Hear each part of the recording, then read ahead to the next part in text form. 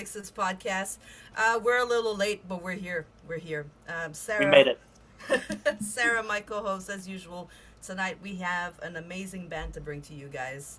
I'll let you guys introduce yourself. We're Last Night of Solace from Dallas, Texas. We're a progressive metalcore band. My name's Cameron Foley. I'm on vocals. I'm Austin Hunt. I play bass. I am Andy. I play drums and also do some screams sometimes. And then our guitar. Oh, Hi, I'm Jaden. I play guitar. Can I be heard? Hold on. Yeah. We'll hear you. You're good. Sorry, that was. Whew. Anyways, And we're missing one more. Yes, guy. we're missing our lead guitarist, Kennedy. All right. Well, welcome to the podcast, guys. Thank you so much for having us. We really appreciate it. Absolutely. Thank you. Thank you so Absolutely. much for coming on. Easy question to start. Where's the inspiration behind the band's name? That's a good one. So Halo. actually, yep, that's the short answer. We actually got the name from a Halo Reach mission because we're all nerds, used to play video games like that back in the day. But yeah, it's a riff on a Halo Reach mission called Long Night of Solace, and we were like, man, Last Night of Solace would be cool. And then that's how we got the name. Love it. I suck Yay. at Halo, but I love playing video games. What do you play? I'm more of an MMORPG kind of person. do you play WoW? I used to play WoW. I Favorite played. class, go. Come on. I played Perfect World International more than anything. Okay, that's solid. I've That's heard solid. good. I've heard all right things. All right. I'm a Bioshock, Final Fantasy, Kingdom Hearts Hell kind yeah! of girl. No, I love Bioshock, Final Fantasy, awesome games, 100%. Oh yes. Dude, I've got a Steam Deck that I'm gonna be taking on this tour, and it's got an emulated version of the like PS2 Kingdom Hearts, not the PS3 ported one. Wow. No, dude. I'm That's gonna be gonna playing be- that on tour, dude. That's gonna be fun Yes. as hell. Definitely something to bring on tour. Definitely. Mhm. I think I am the one singular member who doesn't play video games, which is ironic because I'm the youngest. Oh, what do you No do time. for fun? I don't know anymore. He writes music. He writes music and it's consumed him. that's what Basically, he does. all my special interests ever have revolved around music in some way. Yeah, me too. I stopped playing video games when I started getting too into music again. Hey, that'll do it. It eats up your life, but in a good way. Yeah. Oh, It's a good thing. I mean, music. it's a better outlet, I think. Yeah, it's productive. I You're also learned how to play drums because of a video game, though. So, the one video Alright. game I would play constantly was a rhythm game, and that was Rock Band. Good old Rock Band. I've Yeah. spent many hours pretending I was a rock star on that. Yeah. My I spent living too room. many hours pretending to the point where it was just like, okay, fucking just do the real thing already. Right? Especially if you're gonna play the drums, because essentially you might as well just learn how to play drums. No, Yes, for because sure. you can actually learn drums from Rock Band, but you can't really do that with guitar. Exactly. I wish it was just like 5 buttons to play guitar. I mean, I'd rock. That would be awesome. I'd be man. really That'd good be at awesome. it. I know a lot of like people who are super into Guitar Hero or whatever. Whenever I talk about guitar with them, they're like, "Man, I wish I put that many hours that I put into this into like actual guitar." Right? I think- But it's so fun. It is. It is fun. So It's a much good fun. time for sure. How do you guys balance everything? Because there's a tour coming up. You guys are making music. There's life. How do you guys do it? So I can speak for I think we all have our own little schedules, but for me, personally, I budget time for myself. I have to set a schedule of this is the time I'm using to write music. This is the time I've scheduled for us to talk about the tour and to get things planned. And then this is the time that I'm using for my personal time, and these are the times that I'm like scheduled for my day job, et cetera, et cetera. You have to kind of make a planner and a schedule for yourself. At least that's what's helped me a lot. I will also say that we always have one day a week that we allocate for a good couple hours to all sit down together and make sure we're on the same page, kind of have a business meeting, and then also get some practicing in. That's great. Yeah, it's definitely a lot sometimes because I mean, myself, Cameron, Kennedy, and Andy are all in school still, and Wow. I believe 4 of the 5 of us are working jobs right now as well. So it's a lot to balance, but it's doable. I'm pretty sure Yeah. all 5 of us have jobs now. I'm just the one working the least, I think. I'm not right now. Oh, you're not working still. Yeah.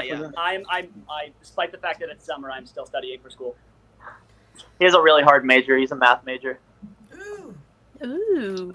He's got such a big brain that he can't make the money. He's got a large audience. He must do the math. He consumes knowledge. I mean, that's good for you guys business-wise because this guy can crunch numbers like this. Absolutely. Now, so. Thank you. Absolutely. It's been And he can write very incredible guitar solos. He sure can. He's crazy. I like to think I'm useful. Thank you. I mean, everybody brings their own things to the band, like Absolutely. And what do you guys do? How do you guys manage everything? I mean, doing interviews in your car is one. Yeah, I mean, well, when it comes to just managing everything, I would say I'm kind of the business person in the band, the leader. So I handle a lot of the business aspects, such as like booking, networking, pitching to labels, etc., and getting us in touch with a producer or mix engineer, etc. But on the flip side, I kind of have tasks for everybody else to do. For example, like Jaden would handle merch, and it's kind of in charge of getting our merch in order. Kennedy's in charge of our gear, and Austin also helps and assists with that. He's in charge of our now new live setup, but Kennedy's the one who will allocate and get gear, do research on what we need to better our actual guitar systems, etc. And then Austin helps with our live rig, which is like what we actually use to run our backtracks, what we use and bring on tour, everything we need for that. And then Seth has also been Andy, has been picking up odd jobs, picking up stuff. And for example, he's procured our vehicle and helped us get everything we need for transport for tour and everything that we need to be able to be safe on the road and be stable, and has made sure that the car is safe, etc. So we all kind of have our own role and job in the band, and we also do help each other out and pick up stuff when it needs to be done. That's awesome. I think that's how it should be in every band. I mean, that's how you guys stay connected, stay together. Those meetings every week are very important. Absolutely. You always got to keep your team and everybody that's working with you on the same page and make sure everybody's doing their part, because if everybody puts in a good amount of work, you can really make something special, Absolutely. You got to be ready to put in the work if you want to get somewhere. Absolutely. 100%. Not everybody can get TikTok famous. So. I tried. It doesn't work, guys. It doesn't work for me. Sarah, you got a question for the guys? Oh, I was going to ask, do you want to tell us who you're going on tour with? Yeah, so we're hitting the road with a band called Fatalists. They used to be called Fate Destroyed, but they just did a recent rebrand. They played numerous festivals all over, and they've done some national tours as well. So we're really excited to be hitting the road with them. I reached out to them because I've been friends and mutuals with them on social media for a while. They are out in California, and that's the main place that we're trying to play right now. So I wanted to make a connection that would be mutually beneficial for the both of us, because we have pull down in the regional area of the South, and they have pull out in the West Coast. So it just made sense to combine our forces together. We're also bringing on a band called Villamora as regional support in Texas. They're awesome. They're killing it right now. I saw that they were doing some good work, so I wanted to bring them on board and give them the opportunity, and they've been killing it, been super helpful in the booking process, and have gone above and beyond for us. And then also we have bands, a few notable regional acts like CZYK is playing with us in Tucson. They're awesome. Also a band that's absolutely killing it. A great group of guys, and we've become pretty good friends with them after announcing the tour and getting to know them. And they're doing the Arizona with us. Wow. So you all are basically out on the West Coast. Yes, that's what we're going for. West Coast run. Starting in California, working our way back through to Texas. Nice. Let us know if you're ever over on the East Coast. Yeah, absolutely. We're planning on. We have a lot of good people I know out there, and a lot of great bands in the local scene. I'm very connected over there. Some awesome artists that we're wanting to hit the road with. So I've been looking into that too. It really depends on what fruit this tour bears for us, where our next steps will be. But it's very likely that we could be doing an East Coast run in the near future. That'd be awesome. Let us know. Yes. Let us know. I'll definitely be there. Mhm. If you guys made the travel, I will be at the show. We got you. We got for you. I sure. look forward to We it. appreciate that for real. I want to go a little deeper behind the music, behind the success is very very personal, right? Everybody has their own definition of success. For you Absolutely. guys personally, what would be success? I'll let the other guys if you want to answer that first. I think for me, really, the only thing I would really care about is just self-sufficiency. If I'm able to, like, you know, swim and be above water doing this for a living, that's all I really care about. Because I love doing I'm on it. the same page. As long as I can just live and just do this, I'll be chilling. Jaden, what about you? Oh, Can you hear us? maybe not. I'll answer first, and maybe he can. Oh, yeah, we can't hear He's you. muted. We can't hear you, Can't hear brother. you. Muted. He's not muted. No.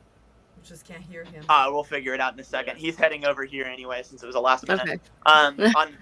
I can answer for me, personally, I just want to make the world a better place. That's all I've ever wanted, whether that ends up being through just a normal career, such as like working in psychology and being a therapist, or just creating music that is able to resonate with people. There was a time where I was in a really dark place, and I brought my friend to this show who was really, really going through it. And that show that friend is actually Jaden right there. So this was a bit before we started the project, and he was really struggling, and we went to the show, and it really helped make him feel a lot better, made me feel a lot better about the things we were going on in life. And it was just a great experience. And we were like, man, what Jaden said to me stuck with me. He's like, I want to give people this experience. I want to make people feel what we're feeling right now. And that's kind of been my goal. And to an extent, we've succeeded with that. Ultimately, people really, music is such a personal art form. It really connects with people, and it speaks to the soul. And I write music about what I'm going through, about what I've been through, in hopes that it can reach other people who are going through something similar, or even if not, just brighten their day a little bit. And you never know when going to a show and having a great experience with an artist you love can really change someone's life for the better. And that's ultimately what I want to do. Give more people that experience. Shows are definitely a spiritual experience, I believe. I feel more, I don't know, what some people feel a church, I guess, is what I feel like shows. The community aspect is really awesome too. I mean, I'm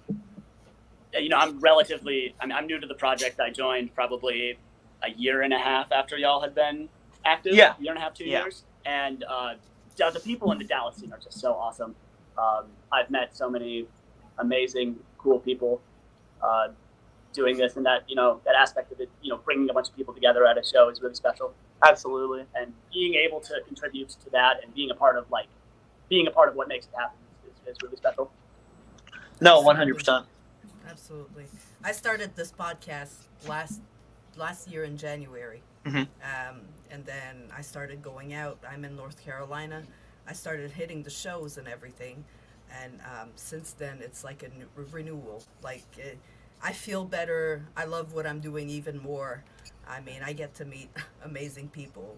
We get to do media now for festivals, That's awesome. Yep. I'm really happy for that. And everybody's so nice. Everybody's so welcoming. And Amanda, my girlfriend, she's a country girl, right? So she never really went to metal shows, and I brought her to her first metal show, and now she just always wants to go back. So that's amazing. It's costing us a lot of money, but we love supporting the local scene. We're out here supporting their bands. It's okay. to touch on that, on the metal community as a whole, I really like the community you see at metal shows, because I've been to raves and stuff, and there is definitely a culture with that at raves of keeping each other safe. But I've had some bad experiences. I've seen some people who've dealt with negative experiences going to clubs, doing other things. But with the metal show, like, somebody falls down in the mosh pit, everybody stops, picks them up. The band somebody gets really hurt, the band's going to stop the show, make sure everybody's okay. Like, everybody looks out for each other at a show, and I think that's really special. Absolutely. Yes. They look very scary, guys, the metal community. Some of these guys look very intimidating, but then you walk up to them. I mean, Valar Morgulis, DJ is my example. Teddy The bear. first time I saw him, I was like, holy shit, this man is big. And he's like, And then I walked up to him and I was like, "Hi, I'm Melody Nix from the NYXUS podcast." He was like, "Hi," big hug, and I was like, You love to see it. Oh, he's like, such a sweetheart. It's just a big I love teddy that. bear. I love them. I love everybody. This is just so beautiful. I'm really glad. Sorry, go ahead. No, go ahead. I was just gonna say I'm really glad like you had an experience like that. It's always really cool when you meet somebody like that, and then they end up living beyond your expectations even, and just being a wonderful person. I would say the indie community, the local is- artist or is indie.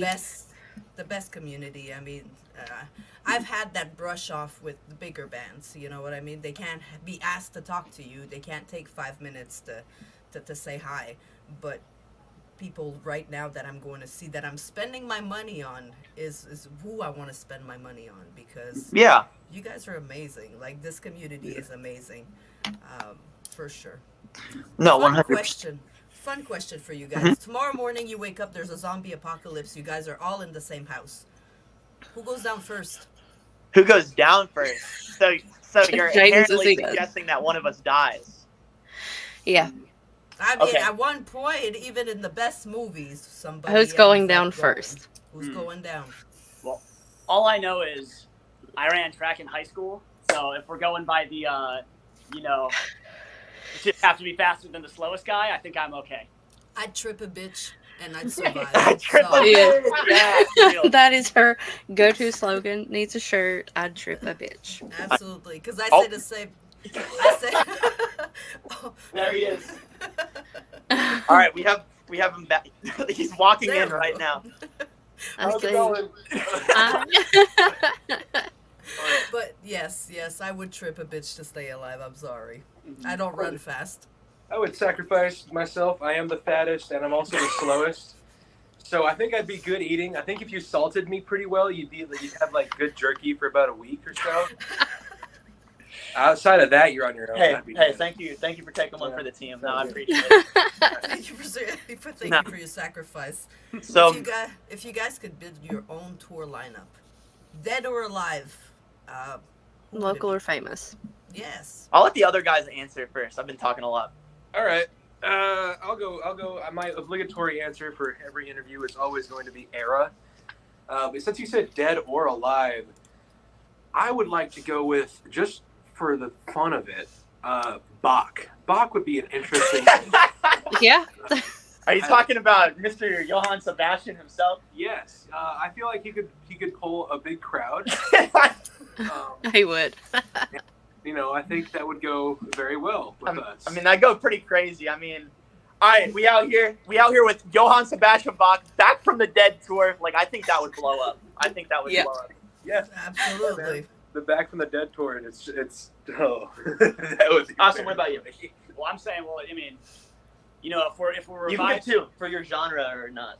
well, I'm thinking if we're riding this Back from the Dead thing, we got to get some like horrorcore type stuff. So I'm thinking maybe, I don't know. I'm thinking like Duck Divine, Ice Nine Kills type beat. Okay, yeah. Hey. If I'm trying to put together the lineup. Oh, he's putting together what building off of that. Okay. Me personally, though, I'm a little biased. It might not make the best possible lineup, but I love Taken to death. All-time favorite band. I could talk about them for hours. Yeah, you could. So the opportunity to play a show with them would be really sweet. But they're a bit of a different league than us. But different genre for sure. No, I like this. We have Bach, Era, Dark Divine, and Taken. This is going to be an interesting tour. Andy, what about you? What would you choose? I'm gonna use all my bias. So you have love, and then you have invent anime. That would be cool. And That then would there's work. like Love them. us, and then like maybe put a homie or two on there, like Dark Divine. Dark Divine we do. Dark Divine would be cool. Yeah, Dark Divine would be So if I were to Just build out complete like homie. if I were to build out like a realistic lineup, I'd say one day a reach, not realistic maybe, but a reach. Motionless in White, Ice Nine Kills, Dark Divine, us. Opening. Incredible. Solid. That'd be fun. That would be super fun. That'd be so fun. I'd be Wow. first in line for them tickets. That'd be really cool. That'd be a really, really sick show. It would be. I've seen Motionless in White 3 or 4 times live, and it never gets old. No, it doesn't. I've seen them like twice, I believe. They're awesome. Chris is a really nice person too. There's not a lot of people when you get to that level. Some people let it get to their head, but he's a good guy from what I've seen as well. Oh yeah, he came out in down in Pikeville, Kentucky. We have a really weird stadium, and over to the side, he came down and signed a little boy's shirt right next to me and gave him a hug, reached over, fist bumped me, and I was so drunk I didn't know what was going on. I'm like, that happened. The one arena I couldn't find water at. So I was living on booze. It'd be like that. It'd be like that sometimes. But no, he was sweet. My first and only time seeing Ice Nine Kills live was at Rocklahoma, and it was right around the point when the mystery joint was making its way around the people near me. Some guy I'd never seen in my life hands it to me, and I hit it a couple of times, and I had a really good time. I bet you did. I bet. I'm gonna add a story even though it doesn't have much relevance. I think to build off what he said, I had an experience like that. It was Lamb of God, Animals as Leaders, Fit for an Autopsy, and Killswitch Engage. Okay. And it was at Toyota Music Factory, right? Oh yeah. And we were off to the side, and I was positioned just perfect because there was 2 blunt rotations right next to me. He was in the center. I was double fisting these things. That's crazy. Man. That's crazy. I had the best experience of my life at that. I bet you did. I'm gonna be honest. No, that's not true. But I had a good experience. So yeah. Sarah, you got a question? Well, we're building off that question. Who would be your dream artist to collaborate with on your music? I know you've collaborated with Callan Quinn, but anybody else that you would like to bring in, drums, vocals, guitar? Andy, you want to answer that? Fuck, give me a Marcus. Any Marcus, any singer named Marcus. You're not any singer named Marcus, but like Marcus from Invent Anime. Marcus from Invent Anime, Marcus from Northlane. One of those two for sure. Those are good picks. Those are. I think if we had like a solo, like a feature solo, I would do one of the dudes from Novelist. I forget. That's a their good name. idea. Yeah, the Novelist dudes. I feel bad that I forget their name, but like I just can't remember names. But they have some great stuff. Like their guest solo on Scars was insane. But then like Garrett from Silent Planet would also be pretty cool. He's up there for me too. Yes. I Great fucking guy as love well. Garrett. Very nice dude. I've met him twice. I think I cried one of the times. Oh, that's how I was when I saw He's just like literally the most heartwarming dude ever. It's like ridiculous. Then, No, for real. I mean, my obligatory answer is always going to be Aaron. So just yeah. But that would be cool. JT and Jesse Cash on a song. That'd be really sick. That'd be really cool. That'd be awesome. You can go ahead. I was just gonna say that it seems like there's probably a lot of overlap between our bands that we want to tour with and bands that we want to collab with. So you'd want to do Haken?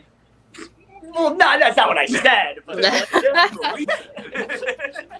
you So said it, you not me. said, but you know. So my answer, business-wise, Chris Motionless, just because I think that would be really big for us to have him on a song. And again, like guy, I think that would be very cool, and I think he's a good songwriter. In terms of like, if I had to pick a favorite vocalist to have on a track or something like that, or something or other, I would probably go with Joey Varela from Varsity. Those are all solid. I never hear anybody mention Invent Anime, but you're the first. They're so Great good. band. Great band. They are. I was listening to their album, like the most recent one, Heavener, like all day today. So It's a good album. I Really- do. Don't fact that they get me fucking started on that shit. after the album is the weirdest power play I've ever seen. Because there's like 3 Heaveners now. There's Heavener the album, Heavener the single, and then Heavener Deluxe, which is the album plus the single. And it's very confusing, but I like it. You know? Heavener times 3. Yeah, Heavener times 3. That's gonna be our next song. Or Heavener times 4. Well, we talked about. Go ahead. Sorry. Oh, I was just gonna say my first time listening to it was driving to Austin for Big Texas Metal Fest I was driving Andy with me. That'll do it. And Andy was That'll like, do we it. are going to listen to Invent Animate if you haven't heard it before, and we're going to listen to all of Heavener. It was awesome. It's I a loved great, it. it's a wonderful album. It is. I That mean, was at such- least it was something good. He wasn't Oh, like, "Hey, let's jam to some Taylor Swift on the way." Woo! Sorry. Way to get food for No, thought. I had never Like, heard she of comes them. back at every episode. We talk about her somehow. So I hadn't heard of them till Nick Nocturnal did his Metal Music Awards. And anytime he spouts off anything, I'm like, I want to check this out. And it was solid, right along with Silent Planet. I do like this. No, Silent Planet's awesome. And Definitely. Antimatter. What was that? Antimatter. Oh yeah, Antimatter is awesome. Dude, check That's such a out, good song. check out Panic Room from Silent Planet. Yeah, it's an That older one, song- but it's a good one. Okay, yeah. Yeah, their older music's really good as well. Did y'all listen to the new Bring Me the Horizon album? No, I haven't. Since like I heard it's different than what they were doing. I kind of like fell off on them about 3 years ago. I'm not gonna lie, I've never ever been into Bring Me the Horizon, but I actually did kind of listen to that new album, and I was like, okay, I kind of get it, and I kind of like it. Yeah, no, my favorite era, obviously the Sempiternal era. It never ends. I forgot Forgotten Devil or Rage. I forgot what that album's called. But like back then, like 2010, they were killing it. I do think they kind of fell off mid 2010s, but like I will say, having listened to them and all of their stuff, even regardless of how it's changed, their new album is really interesting in the way it pushes boundaries, and it's good if you like that heavier like metal, like that metal sound. It's good if you like the modern hard rock, radio rock kind of metalcore sound, and it's good if you like just hardcore or pop. It has so many different influences in it. It's like I would describe it as pop metal. It's very interesting. I'll give it a listen. Recommend. well, speaking of listens, maybe we should take a moment and listen to one of your songs. Okay, yeah, we're game for it. Let's do Fractured first. I mean, then we'll come Absolutely. back and talk about the feature you have. Sounds like a plan. All right. So let me just share the screen here, and You do your part, I'll do mine. Seth's gonna do. They'll just bounce.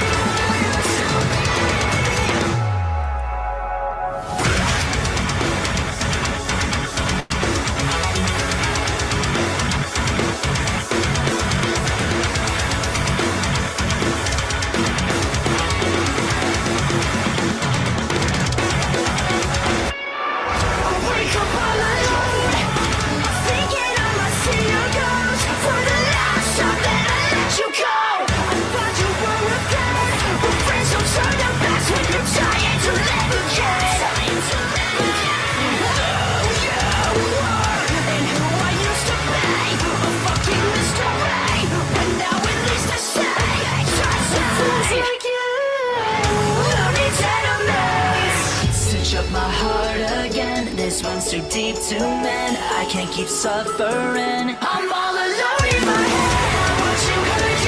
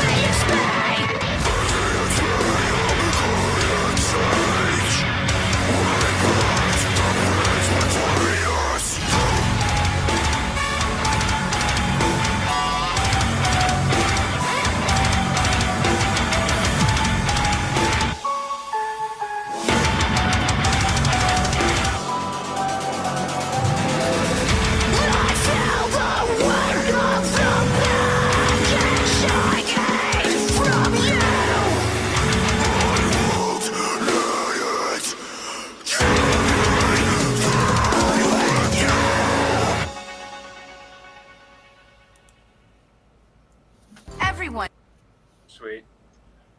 So That was good. amazing. It is. So much. We really appreciate it. Want to talk a bit about the song? How did you get that feature? How did it all happen? Yeah. The writing process. Absolutely. So that song is something that me and Jaden just kind of came up with. I was like, hey, let's write.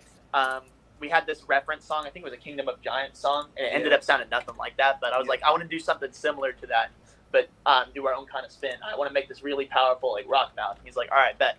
And then he comes in and he just writes this really cool riff with all these pinch harmonics, and it was really unique to me. And I'm like, yeah, we definitely got to use this. And then over time, we kind of fleshed it out. I had Andy hit the drums and absolutely kill it. Made some suggestions on the structure of the song as well, took it to the next level.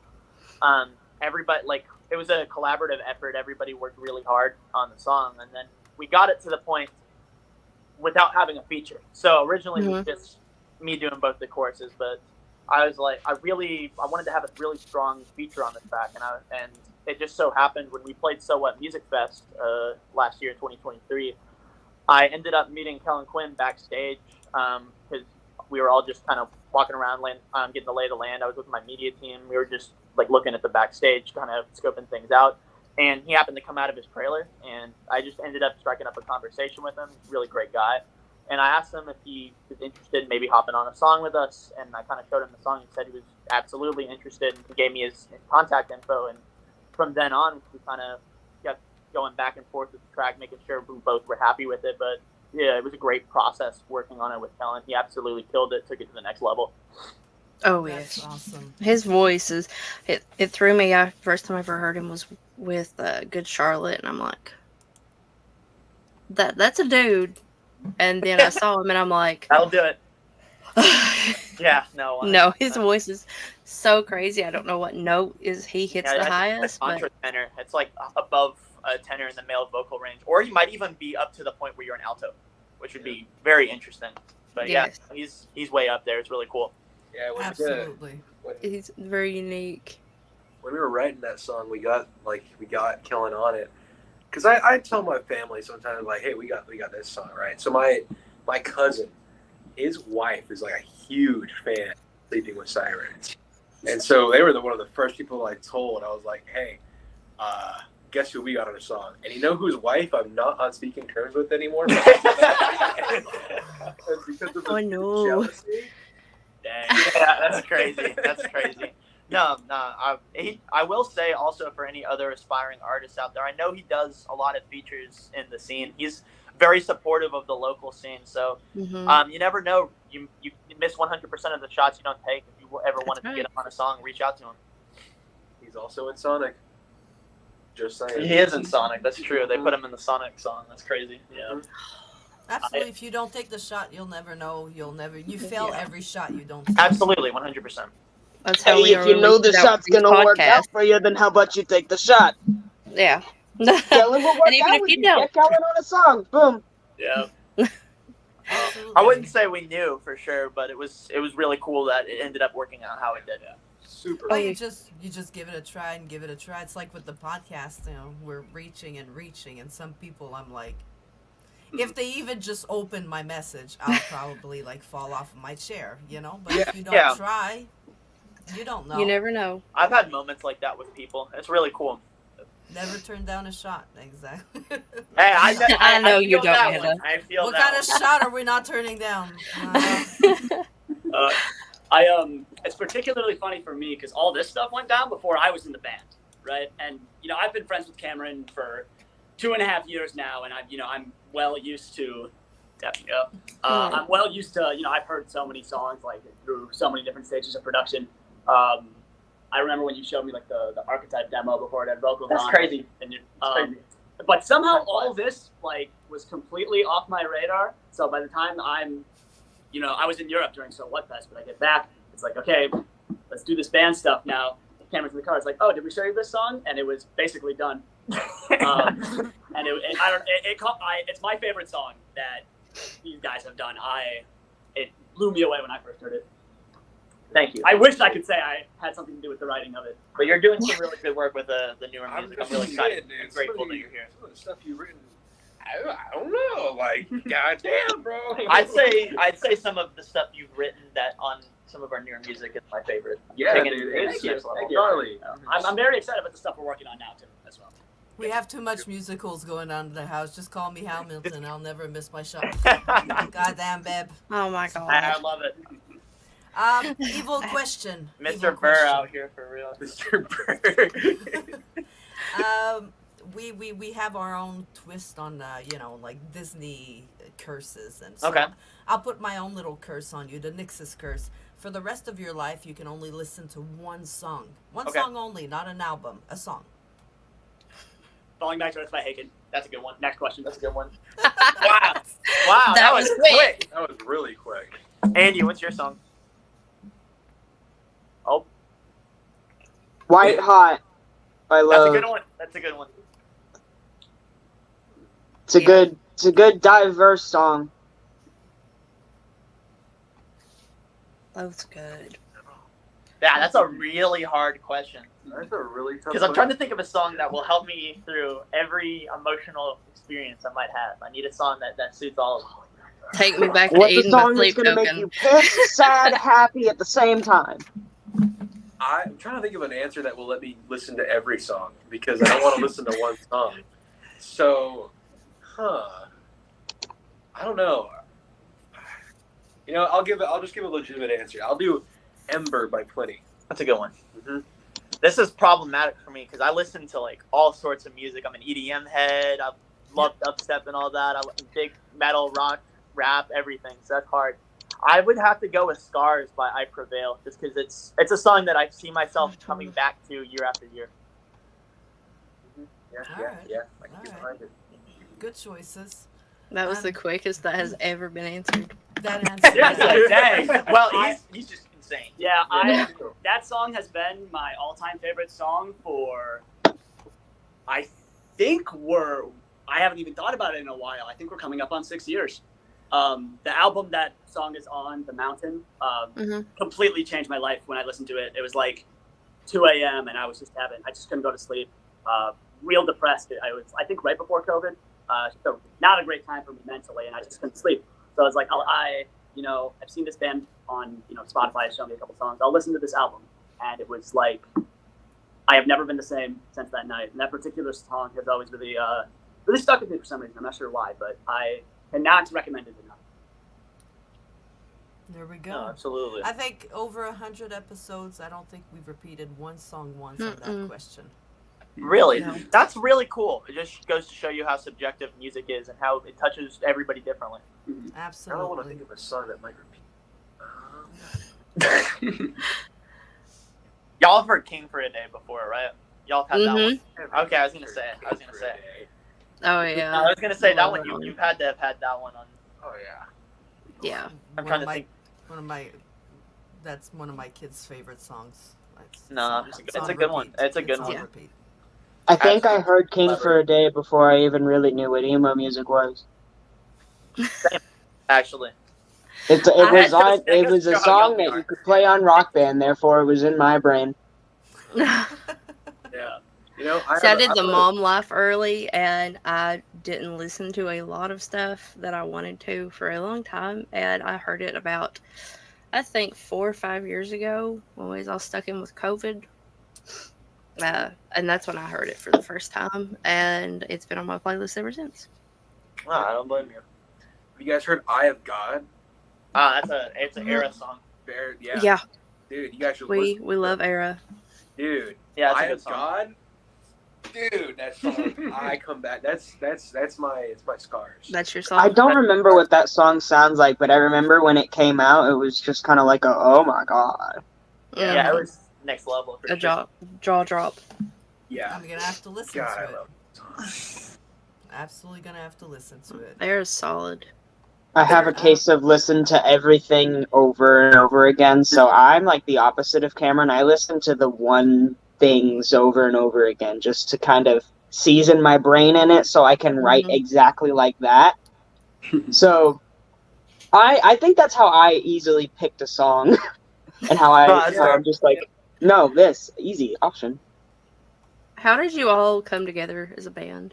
Yeah, it's a good question. So this one right here. Raise your hand, Jay. Good job. Him, I actually met. I originally Last Night of Solace grew from another project that me and him started in high school. We had a pop punk emo band called Underrated Youth, and he ended up kind of joining as my guitarist because our drummer brought him on and introduced me to him, and me and him hit it off ever since. We had a very similar taste, and our tastes have only grown more similar as we've known each other.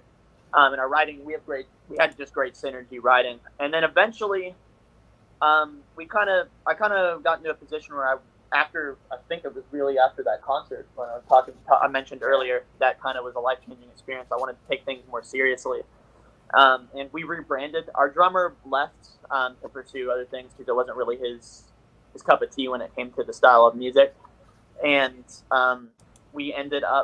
I ended up meeting Kennedy, our other guitarist, who's not here at Guitar Center, because me and him, I used to work there, and me and him were on orientation on the same day, and we were talking about our favorite artists. Me and him had a lot in common. I was like, hey, maybe you want to join a band? And he was like, I might be interested. And then he came in and went to audition with us and absolutely killed it, and we brought him in. And then we needed a new drummer since our old one left, and I had a family connection with Andy, and I didn't know anything about Andy before bringing him in, but we brought him in for an audition, and Andy walks in, and at the time 14, and I'm like, what is this? We have a kid coming in here, and then he just rips Veil of Maya insanely perfectly, and I'm like, what? The fact that I can remember that song too. I haven't even listened to that song in so long, but I know exactly what song you're talking about. It's called Outsider by Veil of Maya. I had been at this time, it was before I had really gotten into bands, so I was still learning a bunch of other random fucking songs. So I just kind of pulled up and played that, and they were like, huh? No, because Veil of Maya's drums are bonkers. Absolutely crazy stuff. Bonkers indeed. Off the wall too. Have you seen the transcriptions? Dude, Outsider alone has the weirdest chorus I've ever seen. I think it's the chorus. But to finish your question, then Austin, I know, me and him, my first semester of college, we had a mutual friend that got us connected, and I met this dude, and I really vibed with him. I saw him play guitar, and he's incredibly talented as a guitarist. And I just really vibe with the dude. He's very intelligent, very personable person. And we were in a club at school that we bonded over, and we would do these live covers at the school. And over time, I stopped being as active in it towards the end of my second year of college. But Austin always stayed in that and was very performative in it. And I'd watch his performance. He had an impeccable stage presence, was absolutely very clean player as well. And while we already had two guitarists, I'm like, I really want to get this guy in my band, not only because he's my friend, but he's intelligent, he's a great asset business-wise, and on top of that, he's a phenomenal performer. And I think that's really important with your live performance, being able to give the audience a performance, not just play the songs perfectly. And so I ended up, I think towards the end of my sophomore year of college, I was like, hey, do you want to maybe join the band? We had already had some traction at this point. He's like, yeah, I'm absolutely interested. I mean, they already had the two guitars, but I'd met everybody in the band at this point, just by virtue of hanging out with Cameron enough. And, I hit it off with everybody immediately, a bunch of nerds, right? So nothing not to like for me. And, it was great. Cameron, I remember distinctly the conversation where Cameron said, I know you don't play bass, but do you want to learn bass so you can join our band? And I said, you know what? Why not? And so he did. And then we stopped feeding him. Real. Don't feed your bassist. No, but it's been a very fun ride learning to play bass for this project. I still, the only songs I actually know on bass are the songs for the Last Night of Solace live set. I'm working on that still. School's got my time monopolized right now, but someday I'll become a real bass player. So you are a real bass player. You'll get there. You look pretty and you run around on stage. You are a real bass player. Thanks, Dad. Oh. Thanks, Poppy. If you guys could be remembered for anything in life, what would you like it to be? I love that question. Y'all feel free to go first. That's a dangerous question. I can go ahead if y'all don't. Okay, I can go first. So it's not.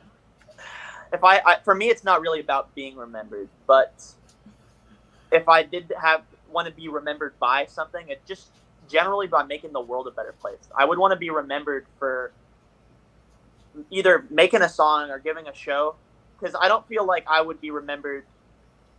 You could say objectively, if we make it, like I'd be remembered for being the vocalist of this band that made it big and was doing cool stuff. But for me, I think it's more important to be remembered by the individual. And what I want to be remembered by is the person who gave someone a hug at a show and talked to them when they really wanted to meet me or really needed to talk to someone. Or the person who came up on stage and gave a speech before a song about telling them that they could overcome what they're going through and that they could be stronger than what they're dealing with at the time. And I want to be remembered for giving someone an experience that just generally leaves their life better and puts them in a better state of mind and makes their life take a turn for the better. That's what I want to be remembered by. That's beautiful. I think. Go ahead. I'm going to piggyback off of that, because something that I've noticed in life and I've been trying to take to heart is that there's a lot of things that it's. I feel like it's really hard to like teach explicitly. You know, there are some things that somebody can only truly like grasp through an experience, right? And I think to some extent, music is one of those experiences where, you know, like a song that can just really connect with somebody and help them see the world through a different light. Yeah. And I think, I don't know, to me, I've had so many songs that I've heard that have just completely changed my perspective on music, on life.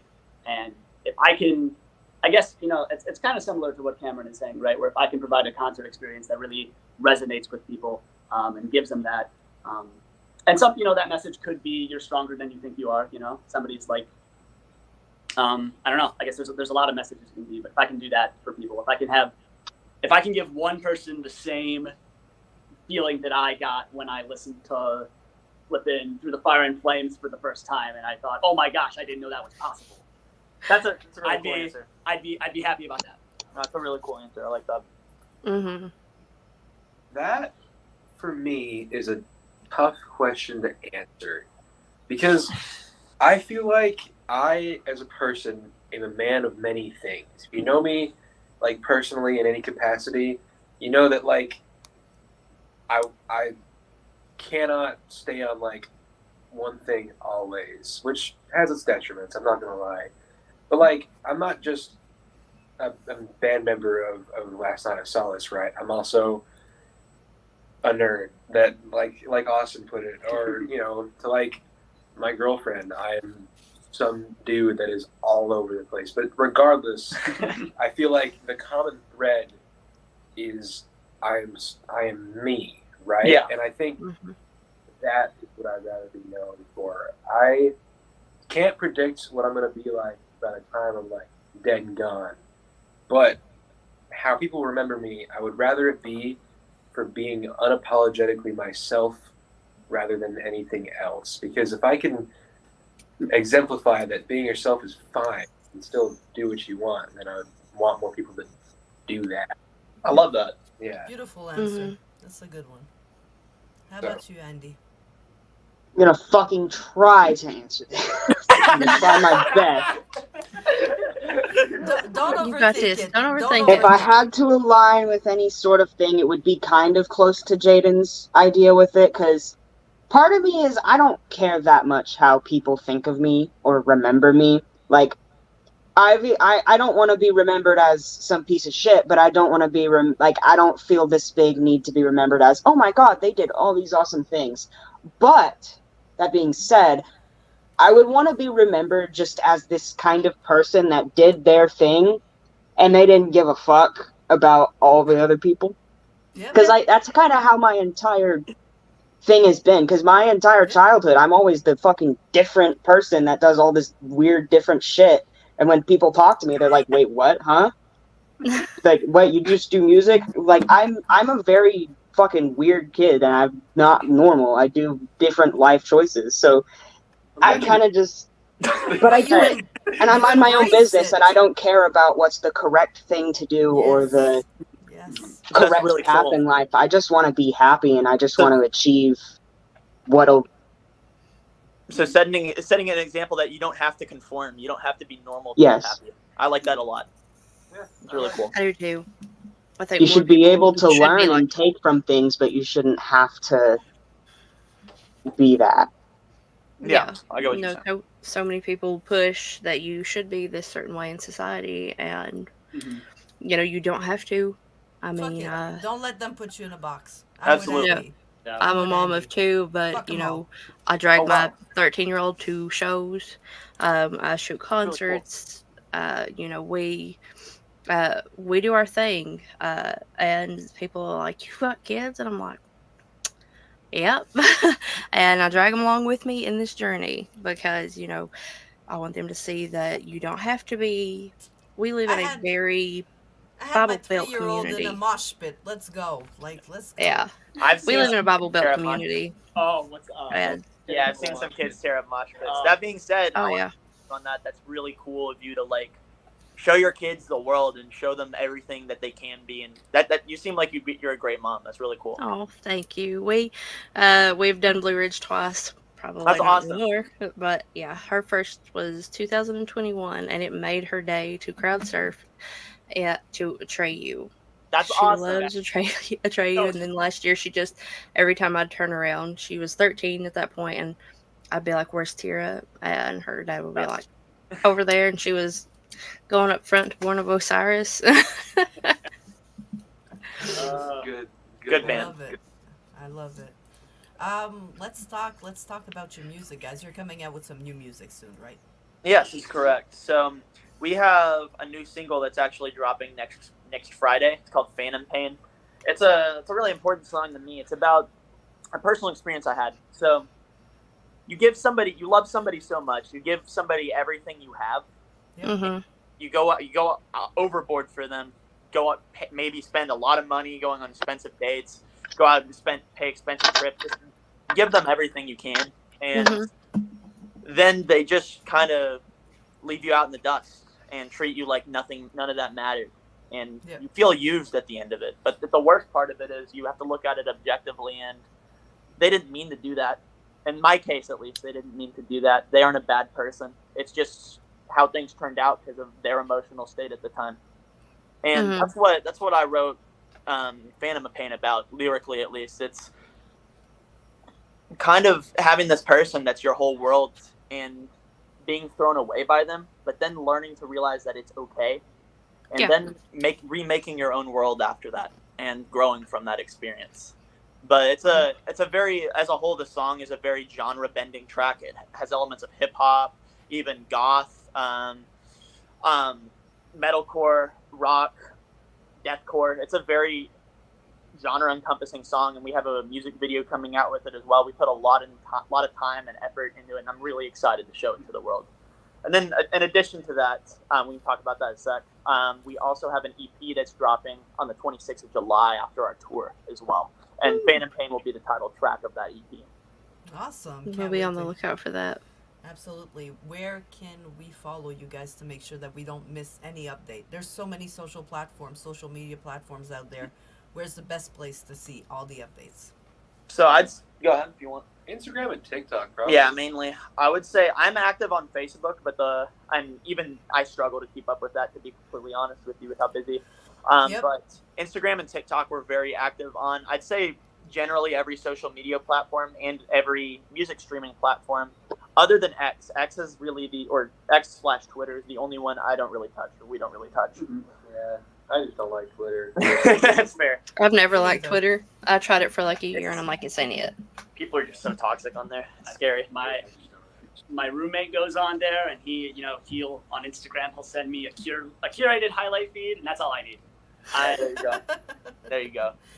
There's so many social media platforms out there. It's Absolutely. so hard to stay relevant on all of them and to even post on all of them. I'm just, that's why I'm on Facebook and Instagram and once in a while TikTok. Struggling with the tiki-talkie. I mean, got any suggestion for that? There we go. Suggestions to grow on TikTok. Anybody got? So we're in the process of growing. Really, I'd say it's about consistency and trial and error. You got to find your niche, figure out what resonates with an audience, what does well and what doesn't, and to be honest, it's a job. Like, you just got to get on there, and if you're trying to expedite that process and learn quickly, maybe even post up to 3 times a day. But for me, it was just posting daily for a couple months in a period of time, trying different things and seeing what worked. Changing up your content as well. For example, I've found that using pictures and doing slides instead of always doing short form video content will also add engagement. For some reason, TikTok's pushing that type of content a lot. But it's really, you just kind of got to keep working at it and find your niche and find what your audience likes and start building off of that and then grow that audience. Goats, babe, goats. I mean, Goats. her old TikTok blew up. Like, she got like 5,000 followers, and it was all about a goat video. So we need to get goats. Hey, I have some cooking. I got 2 goats. I got 2 There you goats, go. and they are incorporated in upcoming content. So Get it. Oh, I'm no, Yeah. we went live last week with TikTok, and afterwards, Mel was banned till 2099. Yeah. Wait, what happened? I brought the podcast to TikTok, and after the podcast was done, I went on my TikTok, and they were like, "Oh, you're reproducing somebody else's content." And I was like, "It's Do you think it's mine." where we played music videos during it? Oh, it's That No. might be why. yeah. It's not. It's not even the music videos. It's Oh. literally because I could play music as long. It was because I was streaming from another platform. Oh, And really crappy way to force yeah, you to that's- only stream on TikTok. That's really messed up. I will say on our end, we struggled with. I've gotten it sorted out now, but in the earlier days, we would get copyright claims Yes. on ourselves when we post Yes. our own music and stuff Yes. Oh like my that. God. And it's like, what? But yeah, It's like, this is me. I Yeah. appealed. They refused my appeal, so now I submitted a ticket, and I was like, I can prove that this is my podcast. Like, like. But yeah, they put that's a really strike on my frustrating. page till 2099. I'm really sorry. I mean, on It's top of okay. that, it's weird because I know entire accounts that are only reposting other people's content, and they Yeah. get away with it. So that makes no sense. I'm Family really Guy sorry with the about that. Subway Surfers underneath. Absolutely. That's social media, Yep. That's when they say you can't take stuff too seriously, you can't take your accounts too seriously. It sucks because you build, and you lose. For business. But I mean, you can't make yourself sick over it. Like, I got upset for like about 5 minutes, because Yeah. after that you kind of have to shake it off and say, "Fuck it." No, that's Yeah. absolutely life. You get dealt with bad hands sometimes, and you just got to take a sigh, take a deep breath, and move on and keep moving forward. That's all you can do. There's 2 Yeah. solutions at this point: you keep going or you quit. I'm Yep, not a quitter. absolutely. We keep going. I respect y'all for that. It's hard when you get discouraged to keep finding the motivation to keep moving forward. It's I what's got all. good people. That's Yeah. that's the key. Is I got good people around me. Manda in the comments. I mean, she's my everything. She'll never let me quit nothing. She won't let me quit either. She's No. gonna beat my ass if I try to quit. So, I'd miss seeing you all the time. Aw, I'd miss you too.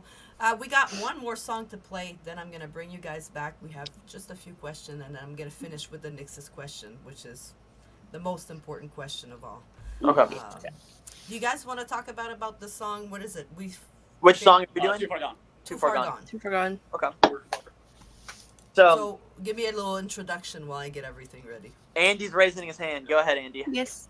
I think I'm technically the start of the song. I kind of just I had this idea, and I just wanted to make like a simpler song at first that had like a melody to it that just and it ended up being like the first thing, and the song got turned into something kind of different, but it had like the same type of feeling. At least when you hear that melody, it's just like, I don't know. You can like separate different types of songs in your head, and you're like, that's that feeling of song. It's that feeling of song. It's that feeling of song. And then Too Far Gone, it has that feeling. It was originally, the song that inspired it was actually Hypnosis by Sleep Token. Yep. And I wanted to take that and just kind of make it a little bit different, maybe a little bit simpler, and then just make it more metalcore. And I did that. And then me and Cameron kind of wrote it together, and then we took it to the producer, and it became this song. That's a good way to put it. Yeah. So yeah, with this one as well, I wrote this song actually very relatable to our previous discussion. So we live in a world that's like completely dominated by social media. Our relationships, our friendships, our business, everything is on social media. We're slaves to an algorithm, essentially. If you want to have any. Hello? No! Social media. See? Did he disappear? He did. If I can in any way talk about what he's saying, the song is about social media and it like taking over your mindset and how you take a lot of things and how you see a lot of things and handle everything. Like if someone gives you shit on social media, all of a sudden your day's ruined. You shouldn't. Yep. A lot of people's lives are kind of just encapsulated on social media. Yeah, I learned to let that roll off my back. Sorry, I got cut off. But yeah, no, Let Cameron continue. He can explain it better. Somebody give me a call. But anyway, essentially, I wrote this to kind of say, let's break the algorithm. Let's break the system. Let's not be slaves. Let's not be fake online. Let's be our true selves and live as our true selves. And that's what the song's about. I will also say on the music video, we got very much screwed over and it didn't turn out how we were told it would. And it was interesting because we'd worked with them in the past and gotten really solid content. But other than that, I'm really proud of the song. Well, let's take a few minutes, listen to your song, and we'll be back with the few last questions we have for you guys.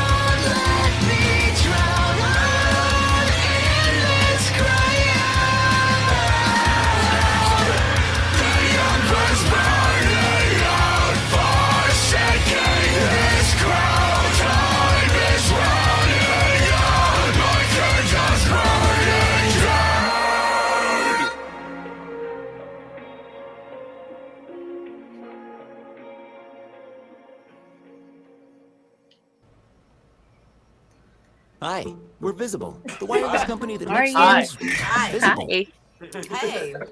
Stupid I hate YouTube. it. I hate that shit when I don't close it in time. I almost closed the StreamYard instead of closing the YouTube. That would have been great too. Yeah, that would have been fun. We were all gone. It just would have kicked me out. I do it at least Oh. once a month. So we got the tour coming up. We got the music coming up. When do we get the tour dates? Tour dates are out. They have been announced. Yeah. All right. On our We- Instagram. You can find them. If you look them up on Spotify, there's a list down below. Because I was like, are they in the area? Yep, we're on, We have more being added as well that should be announced shortly. I'm just waiting on confirmation from a few people, but Yep. yeah, we're excited. on Instagram, Spotify, TikTok, Bands in Town at Last Night of Solace. All one word on Instagram and TikTok. What about merch? We got We a got lot of merch. Check the website, lastnightofsolace.com. We got merch for sale for days. We did a drop recently, and we need to do a new one pretty soon, but we did a drop that was anime and manga themed. So I did some designs based on Junji Ito and based on Evangelion. It was really cool. My daughter is a big Evangelion fan. That's Crazy. the best choice. I'm just gonna say it. Eva and Gurren Lagann. Very good. Very good. He's a mecha. I haven't watched it. You should. Hey, I'm one of them people. I get stuck in my old anime ways, so it's like Soul Eater and Fairy Soul Tail. Eater's amazing. and- So You like Soul Love Eater? Soul Eater. Dude, Soul Eater Love- is so great. Soul Eater's I awesome. love Soul Eater. My I'm a son, big his, my son's middle name is Gray after Gray Filibuster in Fairy Tail. Fairy Tail was my first, one of my first animes I watched outside of Sword Art Online. Oh, my husband, I've watched at Sword Art Online, but I grew up Rurouni Kenshin, Dragon Ball Z, all that. And that's the truth. Our Wanna kids be- will not admit at school that they watch anime because they're afraid they're going to get beat up. Oh, my kid, she wears shirts that says I watch anime. It's not the same. It's not the same here. Like, it's like they're trying to shame you for watching anime. And I'm like, kid, wear whatever. You hate know to what I see mean? it. Dude, Yeah. we're in. Yeah, no, kids are mean. That they are. Seriously. Yeah. Oh, yeah. That. Oh, yeah. I'm afraid of teenagers. I'm not. That's. I'm afraid of my teenager. Me too. Shit out of me. Andy's flipping 17 still, man. Oh my He's got god, the I'm so first fucking anime happy I don't have to deal with people my age every day anymore. I'm graduating early. Thank fucking god.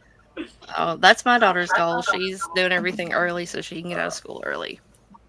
Yeah, Andy's doing the same thing, I think. I'm gonna fucking get out of school. I'm gonna go on tour. That's what I'm gonna do. Mm-hmm. Fuck, gotta fuck figure other it out. teenagers and their college and bullshit. I should probably go to college at some point. You should probably go to college. That's I what she is doing. wish I had my shit figured out when I was 17 like that, and Mhm. not in my 30s. So Andy, keep doing it. Andy, Yeah. I respect you because I'm in your bands and I'm 21 and I don't have my shit that figured out yet. God, y'all are so young. I have my Bunch of life goals babies. figured out. I don't have my shit figured out. Yep. You'll get there though. I mean, I'm you've got a better path than a lot of kids. Sarah, don't your lie. age. I'm 40 and I'm 42 and I don't have my shit figured out. I have like goals. Being in the music scene has taught me a fuck ton.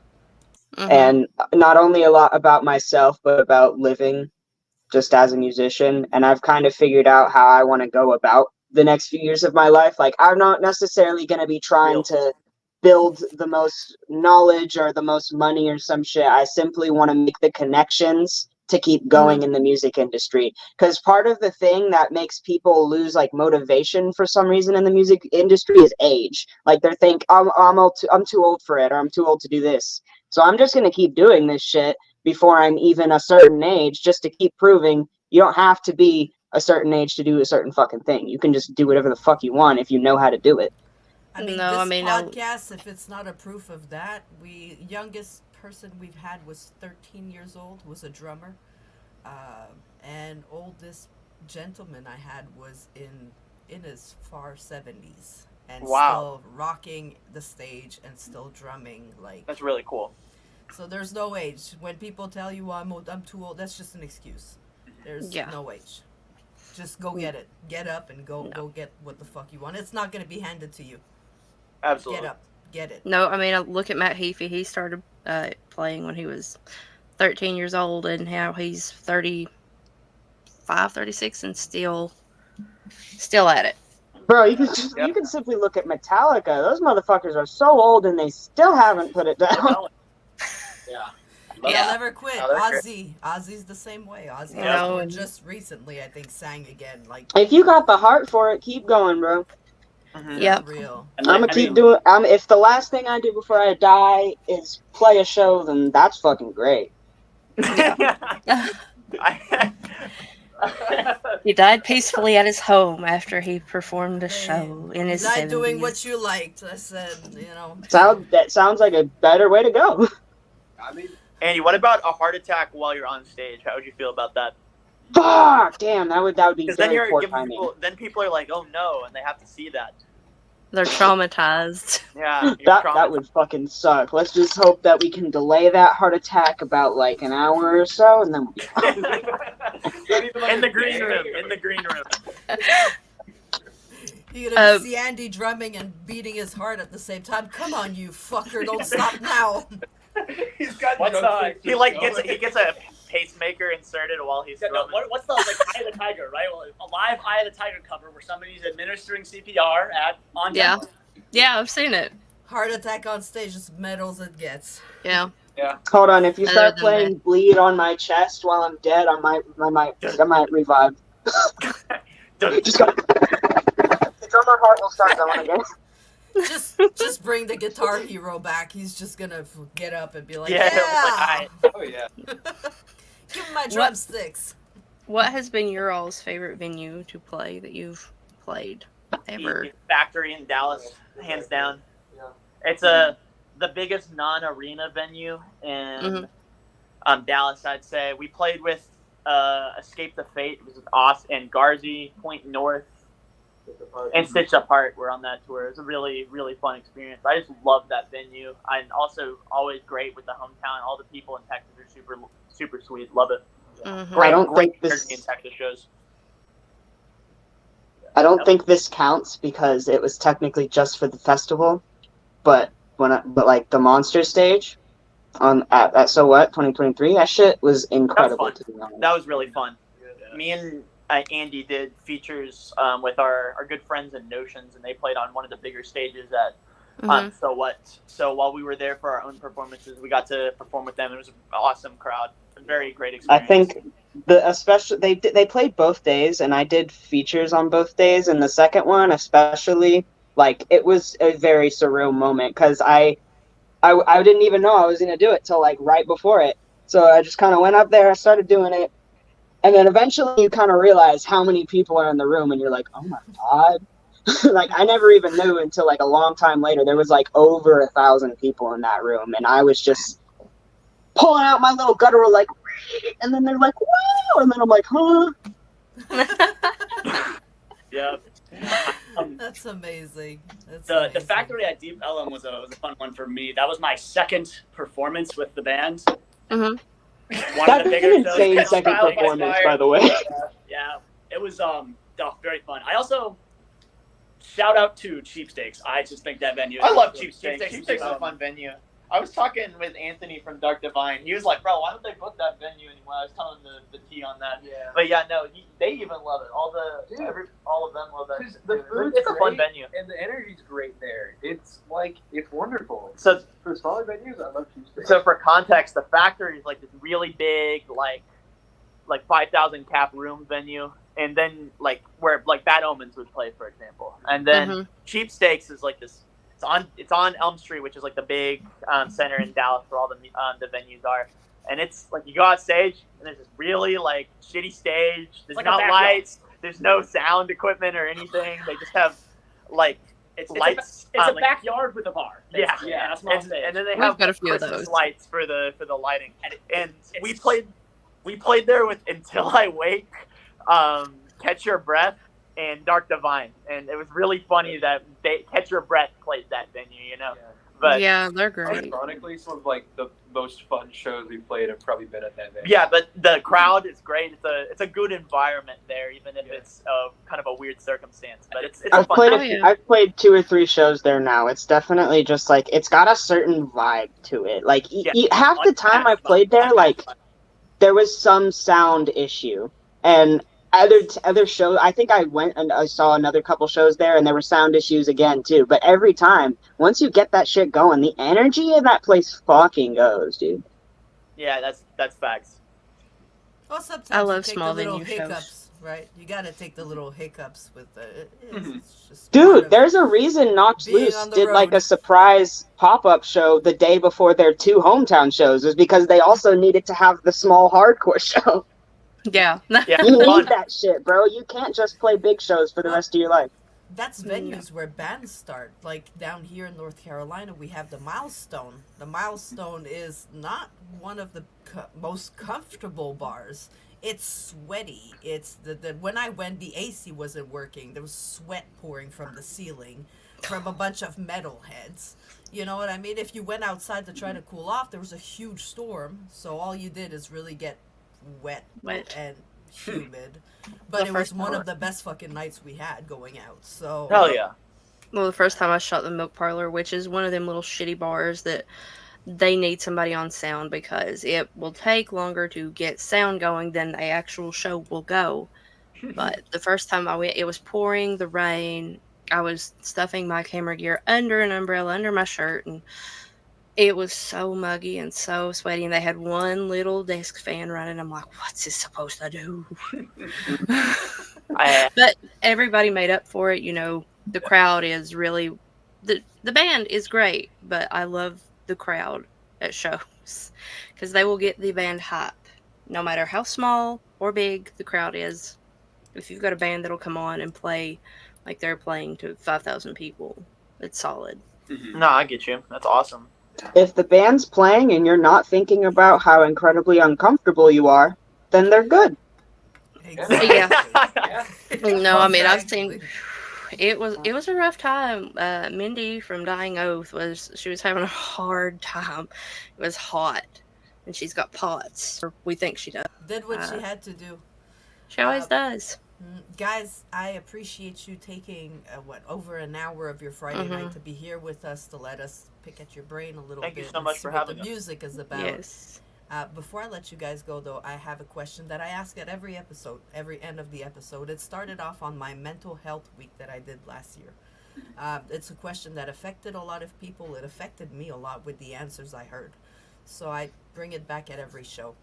You guys could go as serious, as deep as you want, or you could just be funny with it. That is completely up to you and how you decide to answer the question.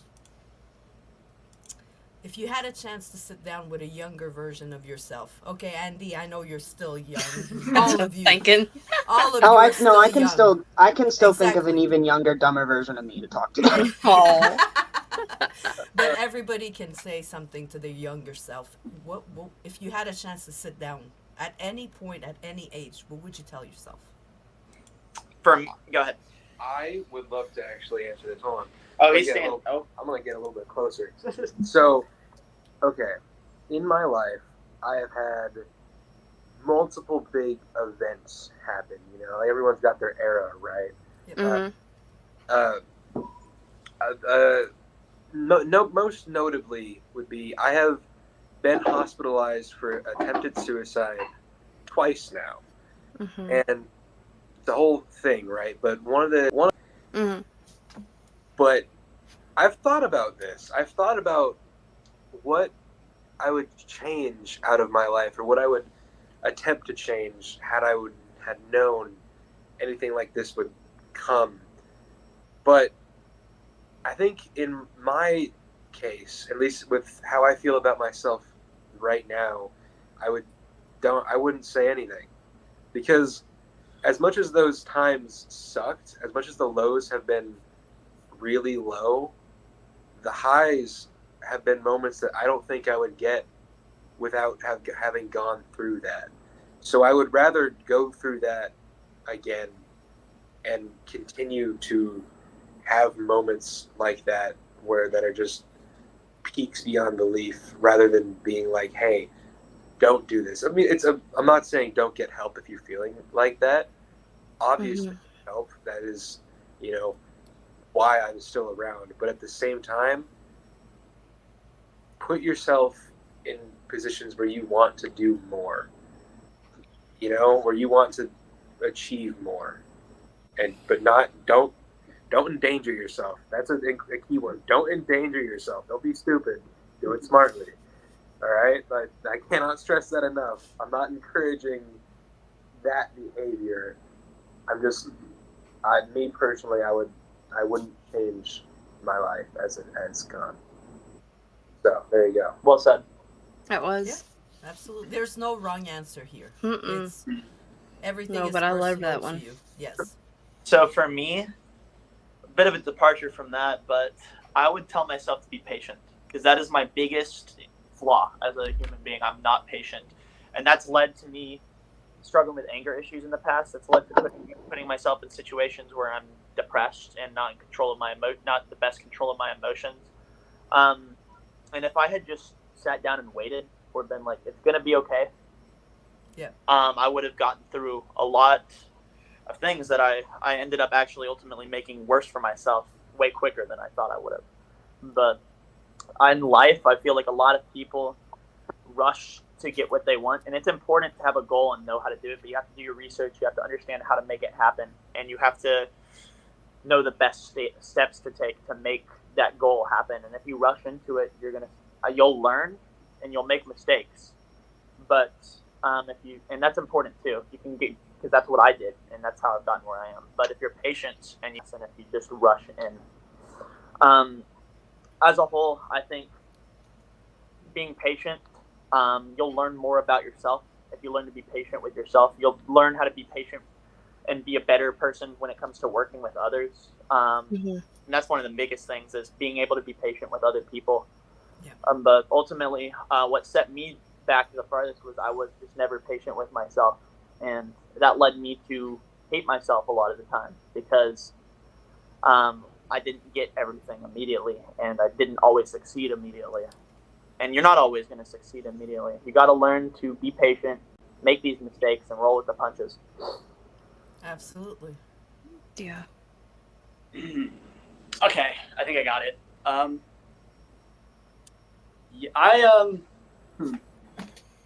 I think if I had to tell myself one thing, and honestly, this is advice I would give to my relatively recent young self. It's to don't overextend. That's my number 2. It's been something I've struggled with a lot in college specifically, and I'm only realizing like a week ago just how badly I have. I'm gonna scoot over a little bit. Just how badly I've been screwing up in this regard. Because I mean, in high school, anyways, right? I did a whole bunch of things. I ran track. I played guitar. I did flipping math team. I was in a band. I had like a bajillion different things, and it was high school, and there weren't really any consequences. And I was fortunate enough to not have a whole lot of responsibilities, so I could afford to keep up with all that stuff. Yeah. But come college, and as stuff gets more difficult, and it's like things pick up, and I'm tempted to say, oh yeah, that club Cameron was mentioning earlier, and then I would have classes on 2 other days of the week, and I would do all my other classwork on the last weekday, and then I worked on weekends. And I was like, oh well, yeah, no, it's music. I can hold up with being in a music club and doing that, because I enjoy doing music. When it's like, that's not what it's about. It's about the responsibility, and I simply was not ready for it, despite the fact that I thought I would be able to handle it, because it's something that I enjoy. So I guess and as a result of it, I really have not been taking nearly as good of care of myself as I should. I've lost 20 pounds over the last 2 years, simply for lack of, because ADHD, I just forget to eat. Too busy to eat. I get that. Forgetting to eat. Yep. I'm like, I lost weight at such a rapid pace that I started to deal with hair loss issues, and it's like, dang, it didn't really hit me until recently, like just how quickly just how like stretched thin I had become, and how I really needed to step back and figure out how to take care of myself first before Mhm. going on and taking on all this extra responsibility. So Yeah. I'm right now I'm kind of working backwards, which is not ideal, but it's better than nothing. So take care of yourself, make the time to take care of yourself. Don't overexert yourself with commitments to other people when you are not in a position to do so, and learn how. Know when you learn to know when you're overexerting yourself. That's a lot easier said than done, but I think that's a hard one because there you just pointed towards learn to say no. yes, Yeah. That's a hard one. I feel that. Yep. It's so hard because you want to take on these responsibilities and you're like, yeah, I can do it. And then you will burn yourself out really quick that way. Well, I've experienced it. Yeah, you get excited, especially when it's positive stuff, right? Mhm. Yep. Me started the podcast 1 episode a month. About 3 months in, I was doing 4 episodes a week. I had the radio, I had a magazine, and I burnt myself out. Yep. Burnout Yep. is a huge problem. That comes Sarah. down to patience. Don't rush yourself and pace yourself so you don't burn out. Absolutely. Andy, what would you tell yourself? If there's like any like simple way I can put it, it's to not wait too much on things. I think I have the opposite issue of Cameron sometimes, is that I'll kind of just put something to the side for too long, like, oh, I'll deal with it later, or it doesn't matter that much. I'll pick it up eventually. And one thing that, like, especially I blame that issue I have for is forgetting how to play guitar, because before I actually used to play a shit ton of video games and learn how to play drums because of it, I did kind of play actual guitar. And then because I just kept playing the video games and I kept having fun with that, and I felt like I just lost motivation to really try on guitar. So eventually I was kind of just like whatever about it, and I didn't care. And not until I got into like an actual band again and I realized I wanted to be way more useful in songwriting, and I still wish I could play guitar so bad, but I just kind of left it alone and forgot about it because I was like, whatever about it. And that issue alone has like set back a lot of shit for me. Like originally I kind of wanted to graduate even a little earlier just so Solace could have more touring availability, because even other guys, like, they're just like, if we have to take it off, we have to take it off. But I especially, like, legally, I can't just not do school, so I would have to graduate early. And I kind of was, last year I was going to do it, and then my parents kind of made it sound like it was going to be too much work. So I was just like, okay, fuck it. I'll just be normal and do regular high school. So I did it back another year, and I'm happy I'm at least doing it now. But because of that, I could have already been done with some shit that I didn't want to deal with. I could have had more time to start practicing guitar again or something. I don't fucking know, but because of that, I've just kind of set back a lot of progress I could have made. Well, now, at least now you're almost done, right? You're graduating. You're going to be able to go on tour. Hopefully, yes. It's going to be amazing. Guys, all good answers. We never know when somebody needs to hear something. Absolutely. Especially when it comes to that. I mean, like I said earlier, no bad answers. No, we've heard, like, don't drink. Don't get married. Or don't get married is, like, top one. Like, top one, don't get married. So, a lot of experience on this podcast, I guess. Everybody... Oh, sorry. No, go ahead. I don't know. People have so much life experience. Everybody goes through so much different stuff, and it's like, I don't know. It's life is a crazy thing that people can go through so many different things and come to different conclusions that you would never otherwise realize. It's real. The way I see it is everyone is still trying to figure life the fuck out. So instead of being like, you're doing this wrong, you're doing this wrong, life better this way or life better that way, it's like, yeah, you can say that, but also we're all still learning it, and no one's ultimately 100% correct, and not everything is always that deep. Sometimes if you just fucking don't get at each other's throats, it'll be fine, because it's not always that deep. It's not always that big of a deal. No. Absolutely. No, I'm 33 and still trying to figure it out.